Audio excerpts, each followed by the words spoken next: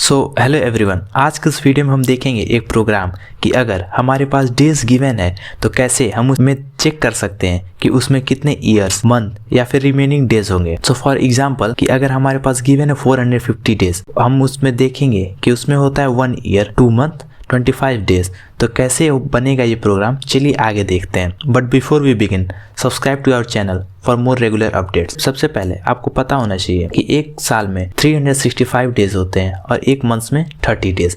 इस प्रोग्राम को करने के दो पैटर्न है कि हम इसे 30 और 31 डेज लेके चले, लीप ईयर और ऑर्डिनरी ईयर, या फिर हम सिंपल तरीके से प्रोग्राम बनाए, एक नेचुरल मान के 365 डेज और 30 डेज का मंथ। तो हम इसी से चलेंगे, सेकंड वाले ऑप्शन से। तो अब हम इसका लॉजिक देखेंगे। तो अब लॉजिक देखिए कि अगर हमारे पास नंबर ऑफ डेज गिवन है तो हम उसमें ईयर कैसे पाएंगे। एक ईयर में 365 डेज, तो अगर हम उस डे को 365 से डिवाइड कर दें तो इससे जो हमारा, आपको पता है कि इससे हमारा एक क्वोशिएंट आता है, तो जो इससे क्वोशिएंट आएगा वो हमारा हो जाएगा ईयर। अब इसके बाद हमें जब एक ईयर मिल गया तो उसके बाद हमें क्या करना है, रिमेनिंग डेज को निकालना है कि अब ईयर एक निकालने के बाद हमारे पास कितने दिन बचे। तो उसके लिए हम क्या करेंगे, अगर हम मॉडुलस ऑपरेटर यूज कर सकते हैं तो आपको पता है कि उससे हमें रिमाइंडर मिलता है।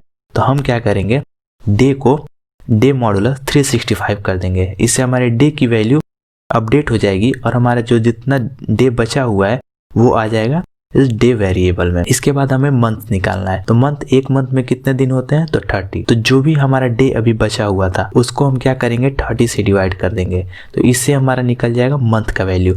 अब इसके बाद जो भी दिन बच गया वही होगा हमारा रिमेनिंग डेज। तो रिमेनिंग डेज अब कैसे निकलेंगे, फिर से वही सेम, डे मॉडुलस 30, इससे मेरा रिमाइंडर निकल जाएगा। तो इससे हमें पता चल गया कि हमारा डे कितने बचे हैं। तो यही होता है इसका लॉजिक। पहले 365 से डिवाइड, तो इससे हमें ईयर मिल जाएगा, फिर 365 से मॉडुलस, तो हमें इससे बचे हुए दिन मिलेंगे, फिर जो दिन बचे हुए हैं उसको हम 30 से डिवाइड करेंगे तो हमें मिलेगा मंथ, और फिर जो और दिन हमें बचे हुए चाहिए उसके लिए हम मॉडुलस कर देंगे 30 से, तो हमारे बचे हुए दिन मिल जाएंगे। तो आप इस प्रोग्राम को किसी भी लैंग्वेज में बना सकते हैं। तो अभी मैं सिर्फ फंक्शन बना रहा हूँ। तो फंक्शन बनाने के लिए सबसे पहले हमें क्या चाहिए, एक फंक्शन। तो मैंने बनाया void main। अब इसके बाद हम एक वेरिएबल्स बनाएंगे, तो उसमें होगा इंट डे, जिसमें कि हम डे के वैल्यू को लेंगे कि आखिर डे हमारा पूरा कितना है।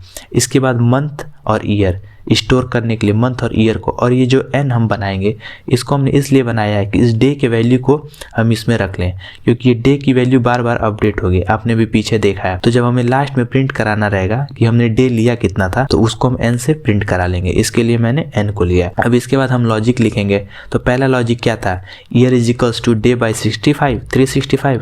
फिर डे को हम लोग अपडेट कर देंगे मॉडुलस से, फिर month is equals to day by 30, और फिर से डे को अपडेट कर लेंगे। अब जब इतना ये हो जाएगा तो इसके बाद हम लिखेंगे प्रिंट स्टेटमेंट।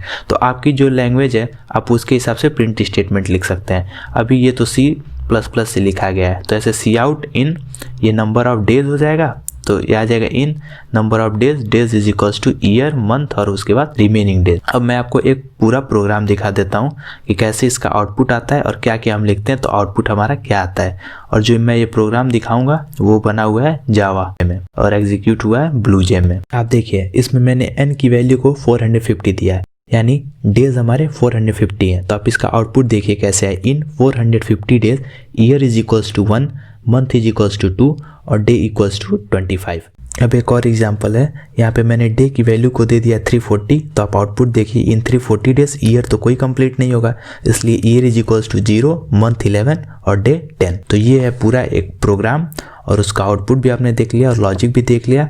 और अगर आपको ये वीडियो अच्छा लगा हो तो आप इसको अपने कलीग्स के साथ शेयर करें और चैनल को सब्सक्राइब जरूर करें।